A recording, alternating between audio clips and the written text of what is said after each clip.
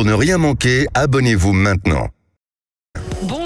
Bonjour à toutes et à tous. Mettons-nous d'accord, c'est ce que nous allons tenter de faire aujourd'hui avec Frédéric Fougera. Bonjour, président de Tenkan Paris. C'est une agence de communication, cofondateur de l'agence Cogiteur. Et vous avez publié La com est un métier aux éditions Bréal, Studirama. Bonjour. Bonjour Valérie. Lounès Adjroud, bonjour. Vous êtes adjoint à la mairie de Châtillon et porte-parole du Parti Socialiste. Bonjour à vous. Bonjour. Samuel Lafont, porte-parole de Reconquête. Bonjour. Bonjour Valérie, et bonjour Alexis à tous. Poulain, journaliste, directeur de la publication du Monde Moderne. Vous êtes également éditorialiste politique sur Sud Radio tous les mercredis matins. Bonjour à vous. Bonjour. Bonjour.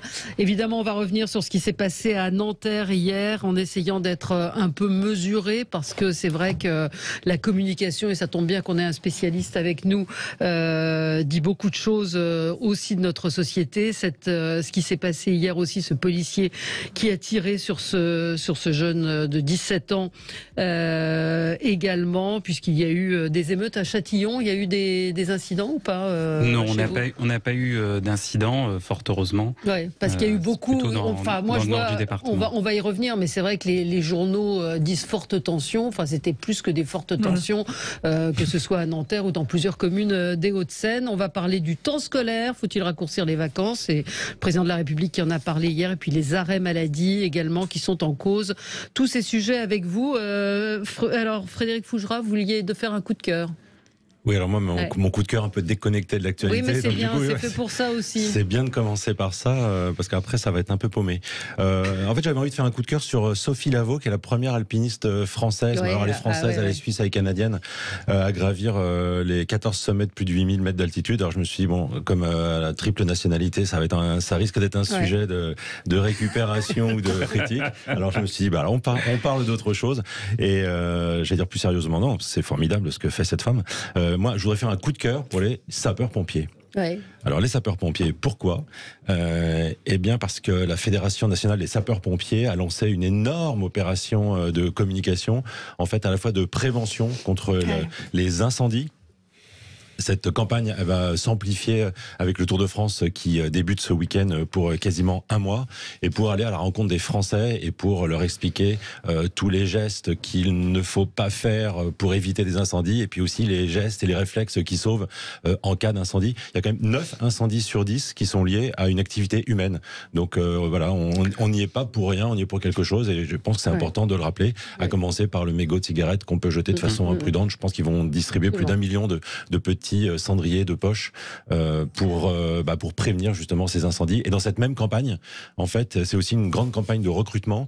Les sapeurs-pompiers, c'est 80% de volontaires, c'est seulement 20% de professionnels.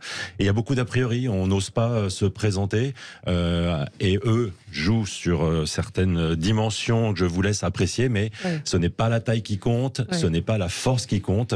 Donc n'ayez pas d'a priori, allez à la rencontre des sapeurs-pompiers, soit sur le Tour de France, soit sur leur site pompier.fr si vous n'avez pas d'étape près de chez vous, et peut-être pourrez-vous vous engager, hommes, femmes, pour jouer ce rôle essentiel. Et notamment, on parle beaucoup des pompiers l'été, parce que évidemment les incendies se multiplient, on y est plus sensible que le reste de l'année, mais on a besoin des pompiers toute l'année. Bien sûr, quand on voit ce qu'ils se sont pris sur la figure hier soir, ça fait peut-être réfléchir certains aussi, parce qu'ils font partie aussi des gens qui sont agressés régulièrement dans certains endroits. Je suis désolée d'être un peu rabat-joie. De casser mon coup de cœur, non, mais moi je suis absolument scandalisée de voir qu'on s'en prend à des pompiers, et ça fait des années que ça dure, ça fait 30 ans que ça dure, où les pompiers vous racontent qu'ils sont pris en embuscade régulièrement et attaqués. Donc c'est un petit bémol que je mets. Mais c'est la vérité. Mais vous avez raison, c'est leur rendre hommage encore plus. Avant de poursuivre, parce qu'on a beaucoup de sujets qui vont faire débat, on a appris ce matin, sur une information importante, que la liste officielle des mots autorisés par la Fédération internationale de Scrabble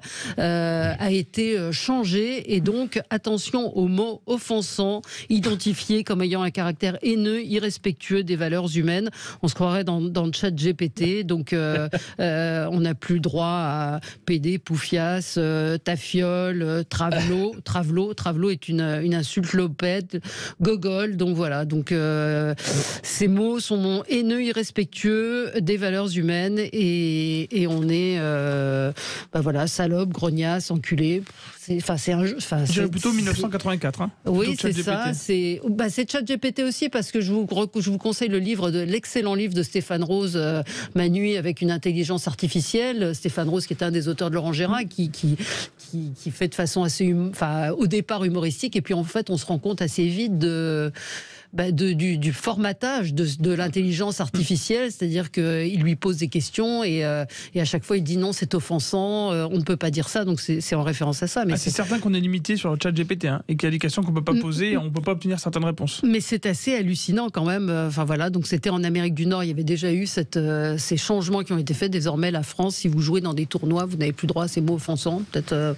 Oui. Je crois que ça ne réduira pas votre liberté d'agir et de vous exprimer. Parce que mais c'est dans les tournois officiels. Vraiment, est-ce que c'est offensant de ne plus pouvoir dire chicano, enculeur, femmelette, gogol, goudou, gouine, lopette, nabo, négresse, négrillon? Je crois que je savais même pas que c'était des mots qui étaient entrés moi, vous savez dictionnaire. Que si vous dites bateau, ça me fonce beaucoup. Donc, où ça s'arrête? Un marin, pour un marin, si vous mettez lapin, si vous jouez au Scrabble sur un bateau, lapin, il va pas aimer. Donc, je pousse à l'extrême le raisonnement, mais oui, je crois que vous poussez un peu à l'extrême. On peut tous se dire qu'il y a des mots qui sont pas. Mais on est dans un jeu, on est dans un... non, mais ça peut s'entendre, je sais pas. Non, mais comme on vient de le dire, ça ressemble plutôt à de la censure. Et à 1984, l'avantage, c'est que la majorité des gens qui jouent au Scrabble jouent avec leurs propres règles. Chacun vient avec sa règle. Donc je pense qu'on entendra encore pendant longtemps certains mots. Vous êtes pour qui souvent n'existent même pas dans le dictionnaire. Non, mais les insultes, oui, enlevons les insultes. Après tout, pourquoi pas. Après, moi, je pense que au-delà du Scrabble et du jeu, ce que ça dit, ce qui m'a le plus choqué, c'était la réécriture des livres, en fait, de Lewis Carroll et autres, pour être dans le politiquement correct, parce que là, on rentre vraiment dans la réécriture, et c'est quelque chose d'assez inacceptable. Je pense qu'il y aura un retour de bâton, en fait, de ce moment de censure, même si on pense aller du bon côté. C'est quelque chose qui, moi, me fait penser quand même à une cocotte minute. C'est-à-dire qu'on empêche de plus en plus, et puis à un moment, je pense qu'il y aura une libération qui ira pas du tout dans le bon sens. Je pense pas que ce soit fait de manière assez subtile, ou même ça va peut-être trop vite par rapport à où en est la société. Et c'est ça, en fait, je pense qu'il faut accompagner, bien sûr, la société par l'acceptation la plus large, etc. Mais l'accompagner, pas la forcer. Et là, j'ai l'impression d'un passage en force ou de quelque chose qui va trop vite par rapport aux mentalités, et ça peut pas bien se passer.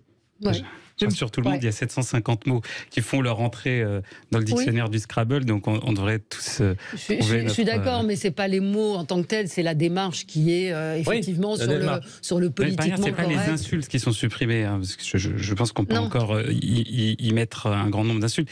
Ce sont les insultes à caractère haineuse ou dévalorisantes. Après, c'est un choix, c'est pas une règle qui s'applique à tous. Non, mais comme le disait Monsieur Fougera, on viendra tous avec notre Scrabble encore et longtemps à jouer entre potes avec nos règles. C'est un état d'esprit, c'est juste ça. À l'instant, Alexis Poulain parlait de mouvement de vitesse, en expliquant que, et je comprends l'argument, de dire que peut-être que ça allait trop vite et donc il y allait avoir un retour de bâton. Je pense qu'au-delà de la vitesse, c'est une question de principe. C'est que si on considère qu'au Scrabble, on doit pouvoir utiliser l'ensemble des mots du dictionnaire, laissons l'ensemble des mots du dictionnaire. Et effectivement, je comprends aussi ce parallèle avec des livres qui sont réécrits, parce qu'on voit qu'il y a une tendance aujourd'hui à vouloir appliquer une partie des règles de certaines personnes, disons de la tendance woke en général, de 2023, à des livres qui ont été écrits, des œuvres qui ont été écrites auparavant. Je pense qu'on entre dans un délire qui va être soutenu par très peu de gens, très peu de Français, et j'espère un minimum d'êtres humains dans le monde. Alors, on continue notre tour de table. Lounès, vous vouliez revenir sur ce qui se passe au journal du dimanche, les journalistes qui ont annoncé que le journal ne sortirait pas dimanche après l'annonce de la nomination de Geoffroy Lejeune. Oui, simplement dire mon soutien aux journalistes de la rédaction du JDD, parce que ce qui se passe est dramatique. On voit Vincent Bolloré qui essaie d'imposer Geoffroy Lejeune comme directeur de la rédaction, et on voit là encore une fois les dérives de cette concentration des médias dans les mains de quelques milliardaires qui viennent par là promouvoir une idéologie. Et c'est une particularité chez Bolloré. On l'a vu malheureusement lorsqu'il a racheté le groupe Canal, lorsque iTélé s'est transformé en CNews. Petit à petit, on voit que tout ce qu'il touche finalement finit par se transformer en plomb et ça fait mal à la liberté d'expression parce que par là, il vient nuire à la pluralité. C'est pas d'aujourd'hui que des milliardaires s'achètent ou se créent des médias. Mais pendant longtemps, il y avait une certaine... Bon, je serais naïf que de dire une totale neutralité, mais un certain recul de ces propriétaires de médias qui n'interféraient pas, ou très peu, sous risque de levée de bouclier, sur la ligne éditoriale. Là, on voit que c'est une offensive claire. Geoffroy Lejeune est un proche d'Éric Zemmour. Vincent Bolloré a eu un peu la haute main sur la visibilité rendue à Éric Zemmour. Donc 2 points, ça fait une ligne. Et je crois que c'est très dommageable. Je voulais redire mon soutien et le soutien du Parti Socialiste à la rédaction du JDD. Mais on va y revenir, parce que je pense que vous voulez répondre, Samuel Lafont, mais CNews, on la prenait dans les jours qui viennent, est en train de dépasser BFM. Donc voilà, donc vous parlez de liberté d'expression, il y a des gens qui regardent et qui aiment. On va y revenir et vous répondrez, Samuel. C'est le ménage qui est fait dans les rédactions Samuel. En général après. Sud Radio, mettez-vous d'accord, 9h-10h, Valérie Expert.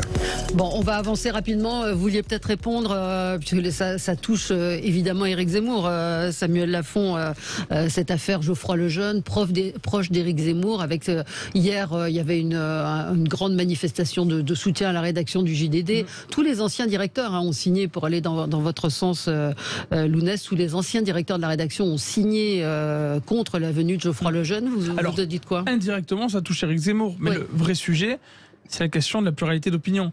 J'entendais à l'instant que si Geoffroy Lejeune était nommé, et il va être nommé à la tête du JDD, ça diminuerait la liberté d'expression et la pluralité d'opinion. La réalité, et tous les Français le savent, les auditeurs de Sud Radio le savent très bien, c'est que pendant des années, on a eu des médias qui, globalement, disaient à peu près la même chose, et sur de nombreux sujets importants pour les Français, notamment la sécurité, notamment l'immigration, ne disaient pas directement les faits. Il se trouve que des chaînes qui ont mis en avant plutôt la liberté d'expression, d'ailleurs Sud Radio, également CNews, gagnent en auditeurs régulièrement. Ça dit quelque chose. Ça dit que les Français veulent voir et entendre des opinions différentes, des argumentaires, et pas seulement, on parlait de logoré, j'entendais le mot logoré, et pas seulement des gens nous dire, alors on parle souvent de France Inter c'est peut-être le bouc émissaire, mais je pense que c'est significatif de quelque chose. Quand on écoute trop souvent la radio publique, ou les chaînes de télévision publique, on a l'impression d'avoir un discours unique, d'une pensée unique. Et bien heureusement, les Français ne veulent pas ça, et ils veulent différentes opinions. Pour le JDD en particulier, Geoffroy Lejeune, je pense que c'est une bonne chose pour le JDD. C'est un bon journaliste. Il peut dynamiser la rédaction. Vous êtes d'accord que ça envoie un signal, quelqu'un qui vient de Valeurs Actuelles et qui arrive au Journal du Dimanche, ça envoie un signal. De fait. Politique. De fait, c'est un signal politique. Après, je pense que le JDD fait un bon travail. Je pense qu'avec Geoffroy Lejeune, il y aura une très bonne équipe autour de lui et qu'il arrivera à dire les faits et que ce sera toujours un journal de référence, puisqu'on sait très bien que la plupart des gens dans le monde politico-journalistique lisent notamment le JDD tous les dimanches, en plus du Canard enchaîné qui sort le mercredi. Et donc c'est une référence dont on parle ensuite. On en parle le dimanche, on en parle le reste de la semaine. Bon, Alexis, vous avez quelque chose à dire sur le sujet, Alexis Poulain ? Alors, c'est les lois en fait qui permettent ça, c'est-à-dire que l'actionnaire décide qui met à la tête d'un média. D'ailleurs, Arnaud Lagardère le disait dans une interview au Figaro, il y a de ça quelques jours. Donc, voilà, c'est légal. Après que les journalistes ne soient pas d'accord, ils peuvent le faire savoir et puis ils peuvent ensuite partir s'ils le souhaitent. Il y en a qui vont sans doute rester, mais aujourd'hui la loi permet ça. Alors si on veut le changer, il faut changer la façon dont les médias sont gérés, dont les médias sont achetés, revendus et dont le jeu joue. Mais aujourd'hui, tel que c'est fait, ça sert à rien de vouloir dire qu'un actionnaire décide de qui va être le rédacteur en chef du titre dont il est propriétaire, puisque c'est comme ça que ça fonctionne et c'est tout à fait légal. Voilà. Oui. Je redis que moi j'ai travaillé 17 ans dans le groupe TF1, je n'ai jamais reçu une seule consigne, et ne parlons pas de Sud Radio où nous avons une liberté totale. Après c'est vrai que peut-être qu'il y a des groupes où c'est différent. On va avancer. Et puis il y a des propriétaires qui sont différents. Oui, il y a des propriétaires différents. Vous avez raison, il y a des gens qui... Ne minimisons pas, je rappelle que là on entre dans une concentration des médias, de l'information et de la formation, parce que n'oublions pas que Bolloré est aussi propriétaire d'une grosse partie de l'édition. Donc voilà. Mais il y a aussi des propriétaires qui décident de faire de leurs médias des médias d'opinion plus que des médias d'information. Mais s'ils le disent et que c'est transparent, s'il n'y a plus de médias d'information, il n'y a pas de malhonnêteté là. Et comme pour reprendre une citation de Coluche, il suffirait que les gens ne l'achètent pas pour que ça ne se vende plus. À partir du moment où c'est transparent et qu'on sait ce qu'il y a derrière ce média, après c'est ce que je voulais dire par rapport à CNews. CNews qui est encore loin de BFM qui baisse en audience, mais il y a CNews a remonté ses audiences par rapport à iTélé. Donc ça veut dire qu'il y a des gens qui regardent effectivement ce que vous dites. Si ça plaît pas, les gens regardent pas. On va plutôt vers un équilibre finalement. Oui, absolument. Mais attendons de voir ce que va faire Geoffroy Lejeune. Il commence aujourd'hui. Je ne sais pas comment il va gérer ça. On lui souhaite quand même bien du courage. Mais j'ai discuté avec des journalistes chez Reconquête. Ils sont pas journalistes chez Reconquête. Hein. Vous savez, le pont parfois se fait. Donc. Coup de gueule pour vous, Samuel. Oui, on va parler avec vous. Ça va intéresser Lounès puisqu'il avait décidé de parler de cela. C'est la visite d'Emmanuel Macron à Marseille. Alors on voit que le président de la République, Emmanuel Macron, se déplace à Marseille et qu'il en profite pour faire de nombreuses annonces. Parmi ces annonces, il y a toujours et encore des dépenses publiques. On a l'impression que la seule réponse du gouvernement aujourd'hui, alors qu'il y a plein de sujets qui sont à traiter et qui sont en cours, qui reculent, qui n'avancent toujours pas. Je pense notamment au sujet dont a parlé Emmanuel Macron lui-même, qui voulait faire passer cet été, l'écologie, l'immigration, les finances publiques. On voit que les textes reculent de plus en plus et on a un président qui se déplace un peu partout en France, là à Marseille, pour annoncer toujours plus d'argent. Et notamment des expérimentations. Je pense à l'école. Il faut faire des expérimentations. Sur l'école, c'est un sujet très particulier puisque on sait déjà ce qui a fonctionné pendant des années. On sait que ce qu'on a appliqué en termes de pédagogie en France et dans de nombreux pays d'Europe pendant des années a été repris, on cite souvent Singapour et dans d'autres pays d'Asie, et que ça fonctionne. Et là, on a l'impression que on est dans l'idéologie complète, puisque non seulement donc, il y a ces déversements d'argent public, mais en plus, plutôt que d'appliquer ce dont on sait que ça fonctionne, eh bien, on veut toujours réinventer le système. Alors comme quoi, par exemple, qu'est-ce qui est déconnecté et qu'est-ce qu'il annonce qui ne fonctionnerait pas? Ce qui est déconnecté très clairement, c'est de dire Emmanuel Macron se présente à Marseille. C'est une solution miracle le fait de se déplacer. Il va nous sauver et on met toujours plus d'argent. On sait qu'à Marseille, il y a des grands problèmes d'insécurité. On sait qu'à Marseille, il y a de grands problèmes de trafic de drogue.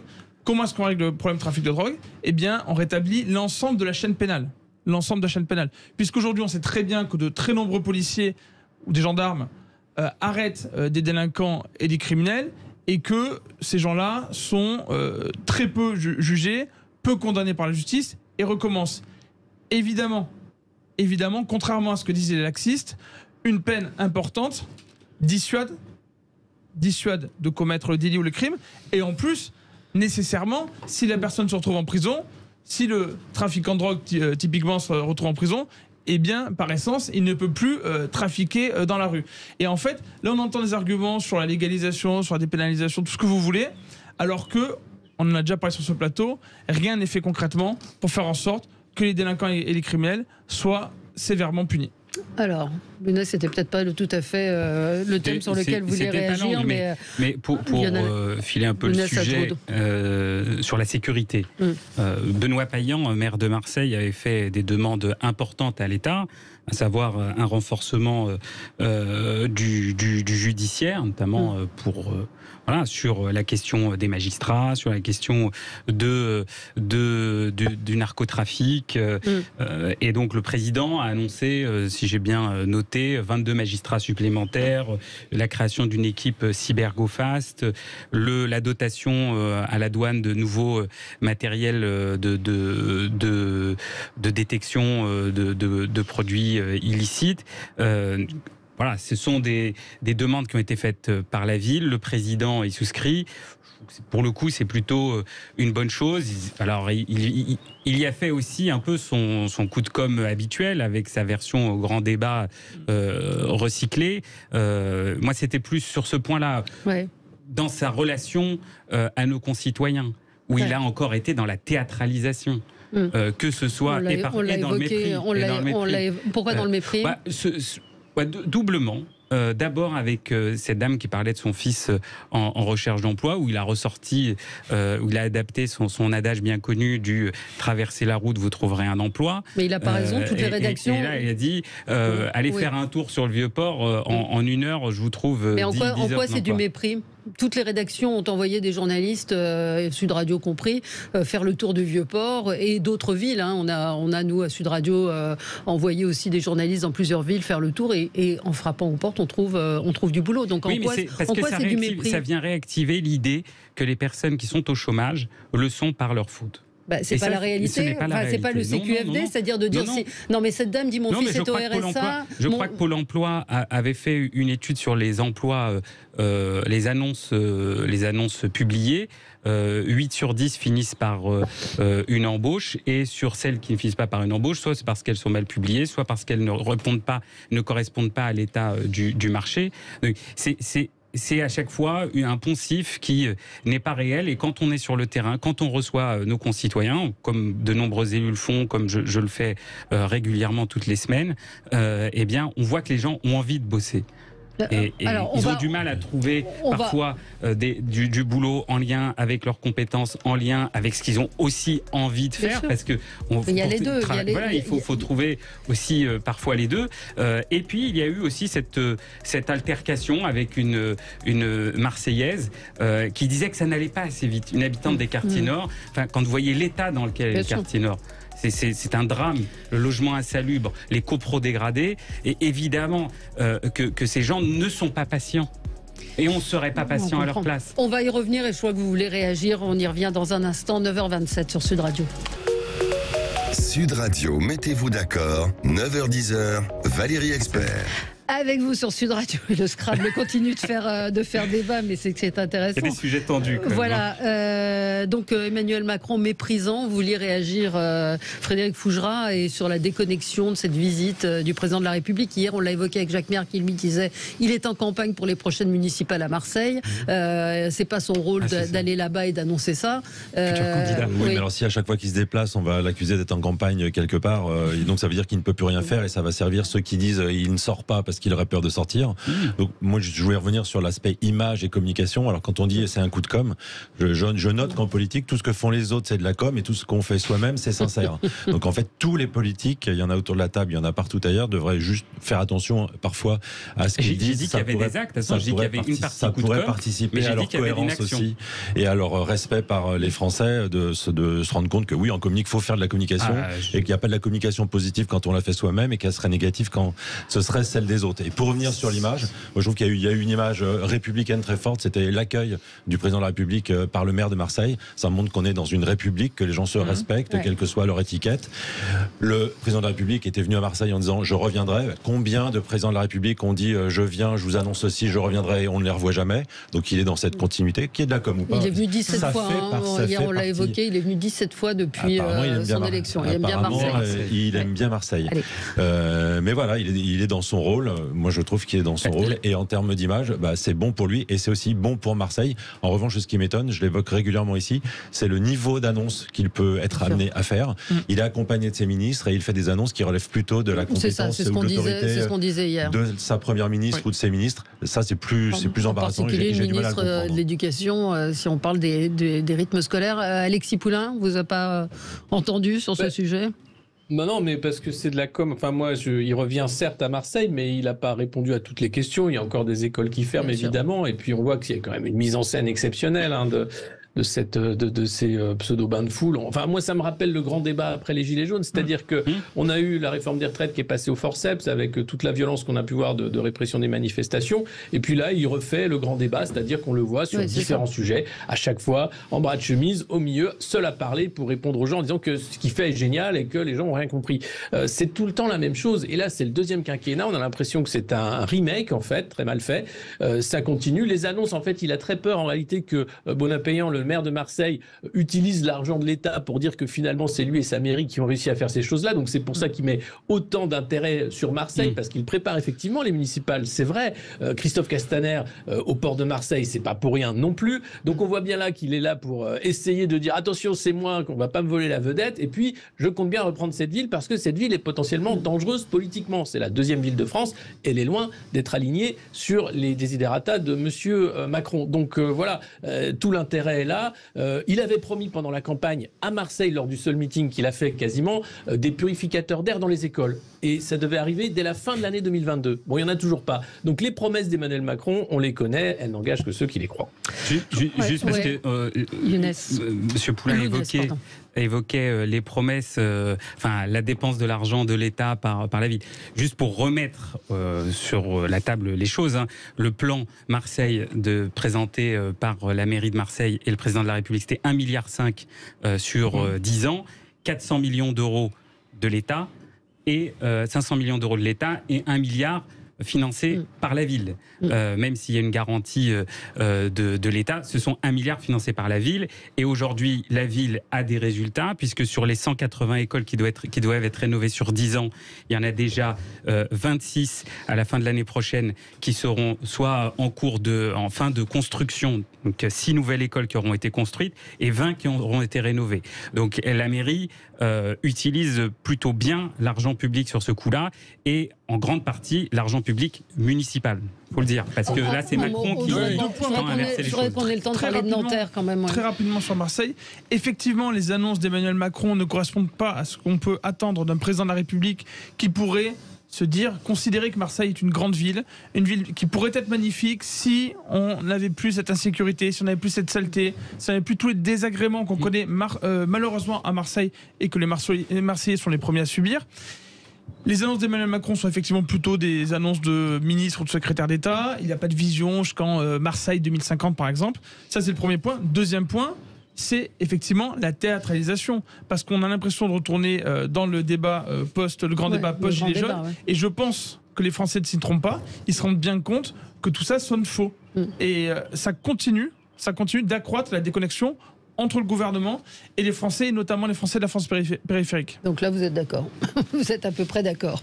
Je voudrais qu'on parle de Nanterre, évidemment. Ce drame, mardi matin, donc un jeune homme de 17 ans a été tué par un tir de policier après un refus d'obtempérer. C'était à Nanterre. Le policier a été placé en garde à vue. Ce matin, Gérald Darmanin appelle au calme, dit que les images ne représentent pas ce que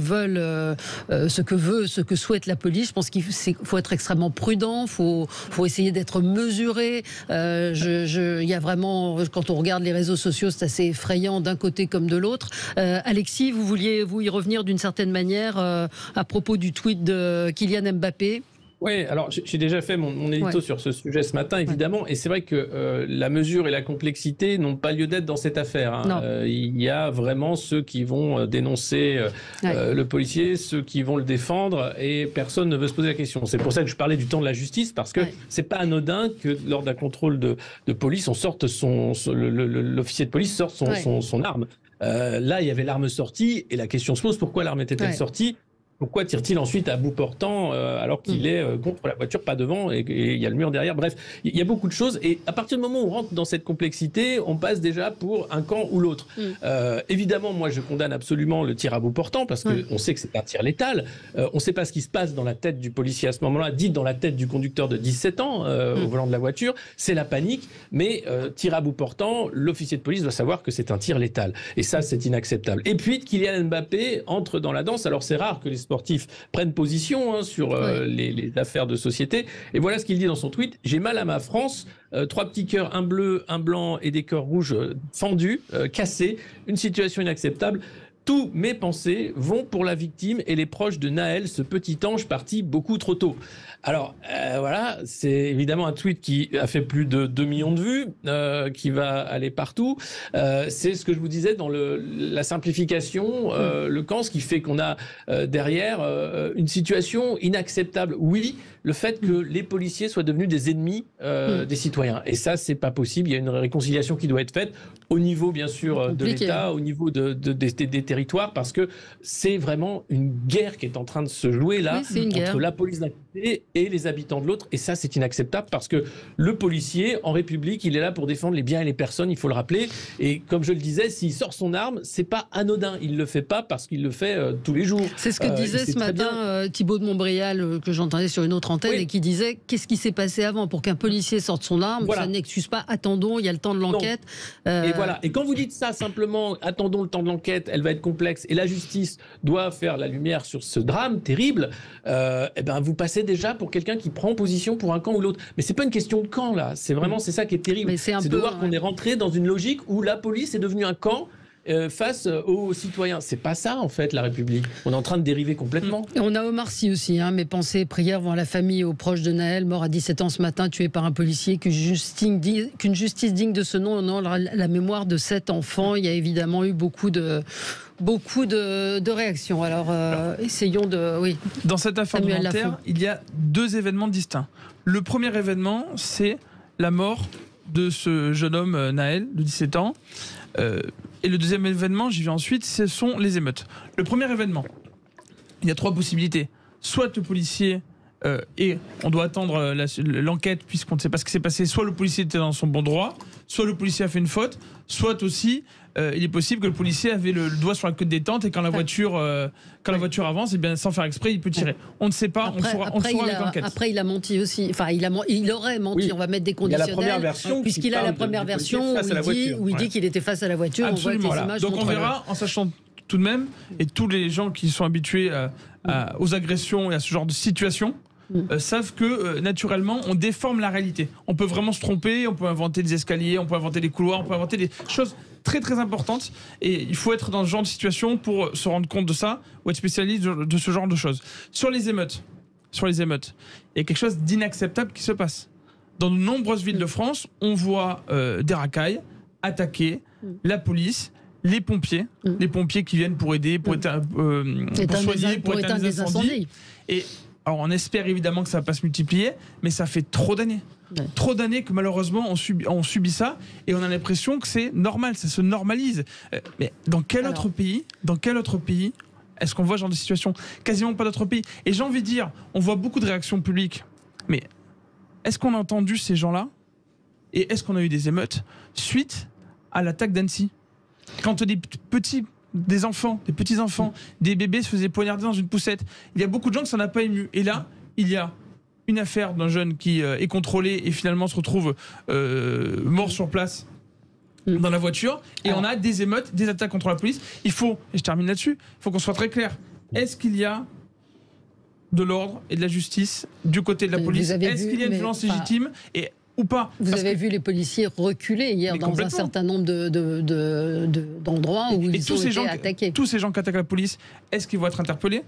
Est-ce qu'ils vont être condamnés? Il y a eu 36 interpellations. Ou est-ce que pour acheter la dite paix sociale qui n'existe pas finalement, eh bien ces gens-là vont être excusés et qui ne seront pas poursuivis? On va y revenir dans un instant avec vous. Petite pause sur Sud Radio, à tout de suite. Avec vous sur Sud Radio, nous revenons sur ce qui s'est passé à Nanterre. Encore une fois, prudence sur les images, prudence sur les réactions. En tout cas, tout le monde appelle au calme. Et cette nuit, ce seront plus de 3000 policiers qui seront mobilisés. Qui est-ce qui voulait réagir? Peut-être Lounès, je ne sais pas pourquoi je vous appelle Lounès. J'ai un ami qui s'appelle Lounès. Lounès. On a tous un ami qui s'appelle Lounès. Oui, voilà. Ouais, non, n'exagérez pas. Lounès Hadjroud, donc. Oui, c'est vrai en plus. Qu'est-ce que ça vous inspire, vous, tout ça?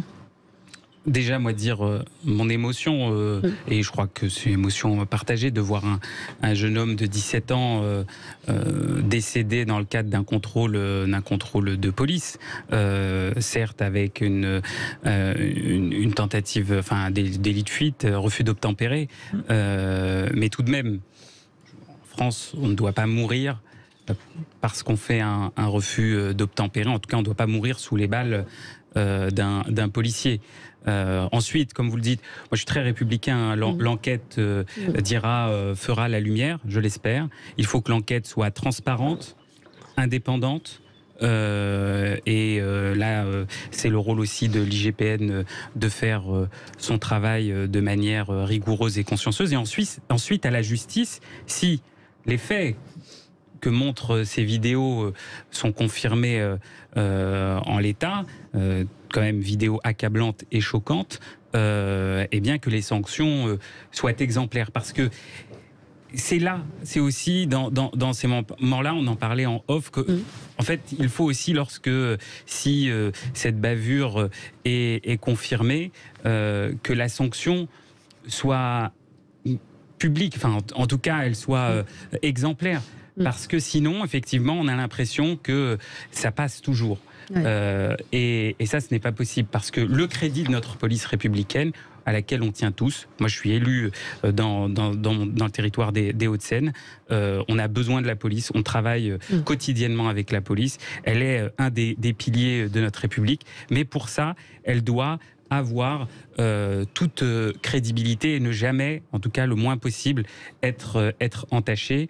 Et sur les émeutes qui ont eu lieu cette nuit, oui, c'est un échec. Et le maire de Nanterre a communiqué ce matin en disant que si ces jeunes pensent se venger la mort du jeune Naël, ils se trompent malheureusement. Bah oui, parce que ce sont les voitures des concitoyens, leurs concitoyens qui sont brûlés. Il y a la mairie annexe de Mantes-la-Jolie au Val-Fouré qui a été brûlée. Ce n'est pas une solution. Il faut laisser maintenant la justice passer et laisser aussi permettre à la famille d'entamer son deuil en sérénité. Moi, je voudrais pas non plus qu'on dise que le délit de fuite, c'est pas grave. C'est très grave.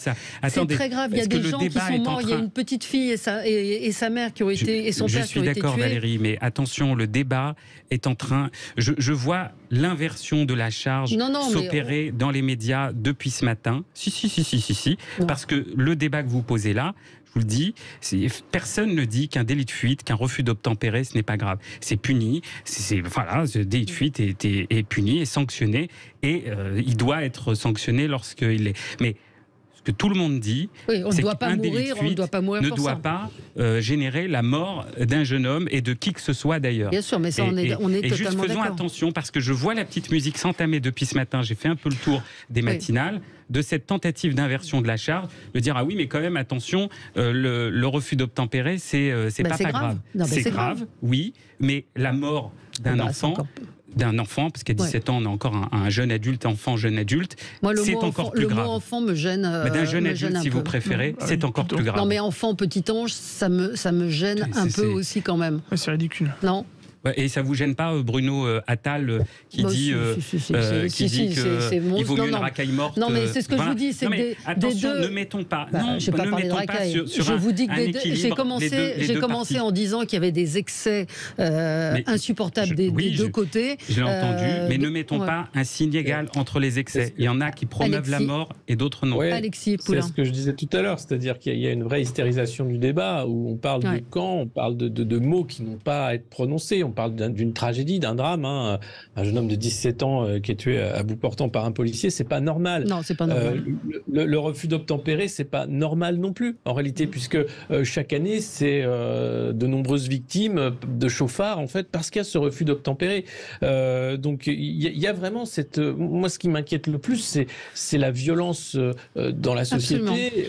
C'est l'absence de réponse, finalement, parce que face à ça, on va avoir des émeutes et des CRS, et on remet encore davantage de l'huile sur le feu, en réalité, avec ces deux camps qui s'affrontent. Il n'y a plus rien là qui tient.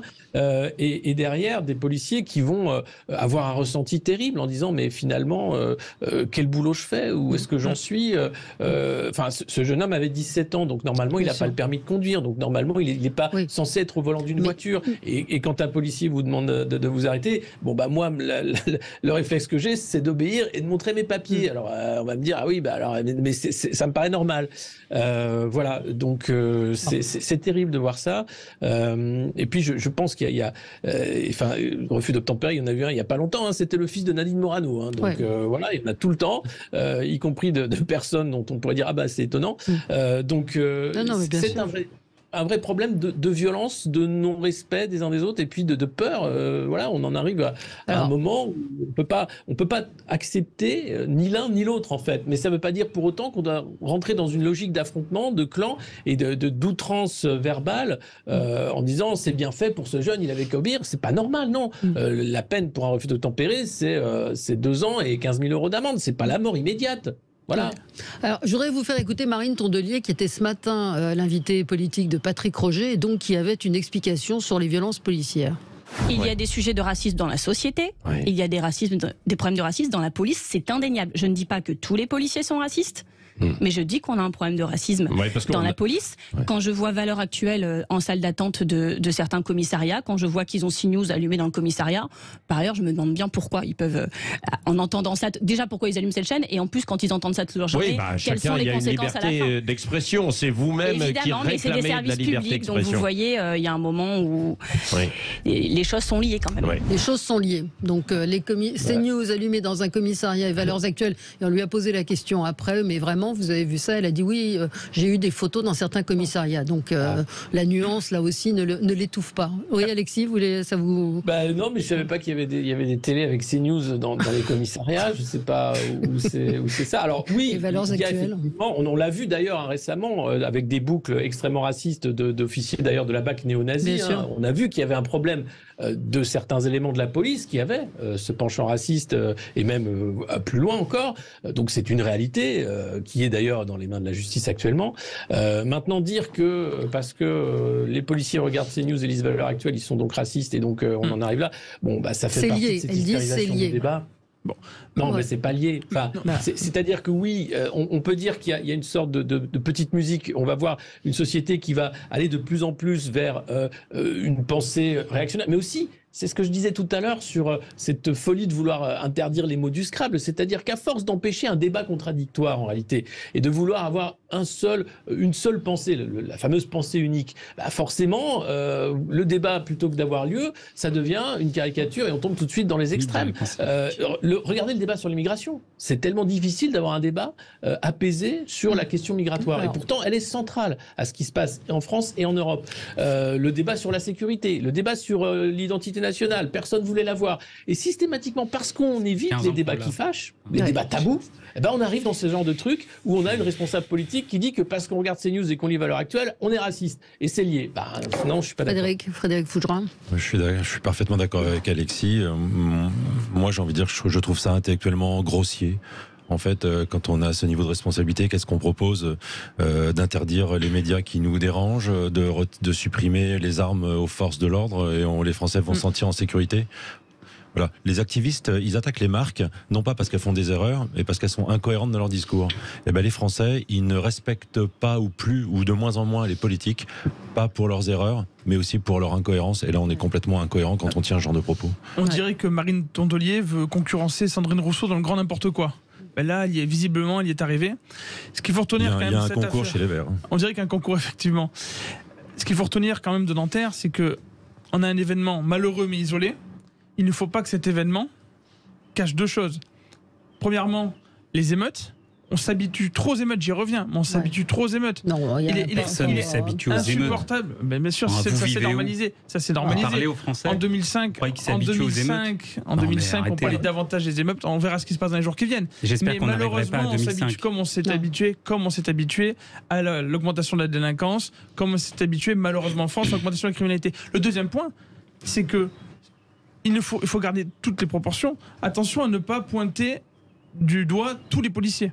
Parce qu'on sait déjà qu'on a du mal à recruter dans la police, qu'il y a beaucoup de policiers en fait qui ne continuent pas après quelques années. Si la réponse dans les jours suivants est la suivante, c'est-à-dire regardez, la police tue, la police est violente, et elle ne fait pas son travail. Il faut qu'il soit sanctionné. Il faut aussi qu'il s'il y a une faute, il doit être sanctionné. Absolument, à titre individuel, s'il y a une faute, mais on ne doit pas pointer la police du doigt en disant regardez, les policiers font n'importe quoi. D'autant plus que généralement les policiers font attention de ne pas utiliser la force parce qu'ils savent très bien que ça peut leur être reproché et les Français en sont conscients. Quand ils voient les images de policiers qui doivent reculer face à des individus qui les attaquent, des racailles qui les attaquent avec des armes ou des armes par destination, dans d'autres pays, ça ne serait pas du tout possible. Systématiquement, ces personnes, il y aurait une riposte de la police ou des interpellations immédiates. 24 policiers blessés hier soir, 31 interpellations, c'est les chiffres que donnait Gérald Darmanin ce matin. Je rassure Monsieur Lafont, l'individualisation de la peine est un principe de droit en France, et donc évidemment que si cet homme est condamné, il sera condamné individuellement, et c'est pas le corps de la police qui sera condamné. Et juste, enfin, moi je peux pas entendre dire qu'on s'habitue aux émeutes. Malheureusement, je crois que pour le coup, vous voyez la France par le prisme de CNews. Pas moi. Non, par le réel. Écoutez, moi je peux vous dire, je suis tous les jours sur le terrain, et je peux vous dire que les gens, quand il y a des émeutes, ils ne s'y habituent pas. Et personne ne s'y habitue. Nous, en tant qu'élus, on ne s'y habitue pas. Il y a de l'insécurité, les collectivités investissent. Moi, je peux vous dire, dans ma ville, même si on est une ville plutôt sûre, on est un nœud de transport, on investit dans la sécurité, dans la police municipale pour pallier les carences de l'État. C'est un phénomène psychologique qui fait que peu à peu, on s'habitue à des horreurs. Mais personne ne s'habitue aux horreurs, et je crois que, heureusement, parce que c'est aussi ce qui fait notre civilisation humaine, c'est en tout cas, on évolue, on a évolué. Aujourd'hui, on ne s'habitue plus à l'horreur, et c'est pour ça qu'on est un certain nombre à chaque fois à la dénoncer lorsqu'elle a lieu. Mais faisons attention à pas dire qu'on s'habitue aux émeutes, c'est pas vrai. Et j'espère, vous faisiez référence aux émeutes urbaines de 2005, qu'on n'arrivera pas à ce niveau-là, parce que je peux vous dire la difficulté que ça a été pour les élus locaux de relever les villes qui ont été victimes de ces émeutes. Eh bien, certaines en sortent tout juste. Oui, Frédéric, un dernier mot. Peut-être que le mot habitué n'était peut-être pas le meilleur mot, mais en tout cas, on vit dans une société où la violence est banalisée, et ça devient une norme, et ça, c'est fort regrettable. Ça, je le partage. Et on s'habitue je partage cette banalisation de la violence, qui est le fait aussi d'une non-action globale. Je veux dire, la confrontation à la violence, elle se fait sur les réseaux sociaux, elle se fait dans les médias audiovisuels, elle se fait dans sur Internet. À l'Assemblée nationale. Sachons raison garder. On est tous responsables, y compris derrière ce micro. Écoutez, moi je crois que je fais preuve de responsabilité. Je ne sais pas pourquoi vous me dites ça, mais on est tous responsables. Et dans l'hémicycle, juste pour ceux qui font un peu d'histoire de la vie politique, il y a eu des moments où les débats dans l'hémicycle était bien plus dur qu'aujourd'hui. C'est fini pour aujourd'hui. La grève au JDD de nouveau reconduite pour 24 heures, votée ce mercredi matin à 97%. Donc le journal risque de ne pas paraître encore ce dimanche. C'est pour revenir sur ce qu'on disait. Et les journalistes disent, Arnaud Lagardère dit qu'il ne lâchera pas, nous non plus. Donc on est dans une situation qui va ressembler à celle de C8 à l'époque. Merci à tous les quatre. Dans un instant, l'émission Média avec Gilles Gansman. À tout de suite.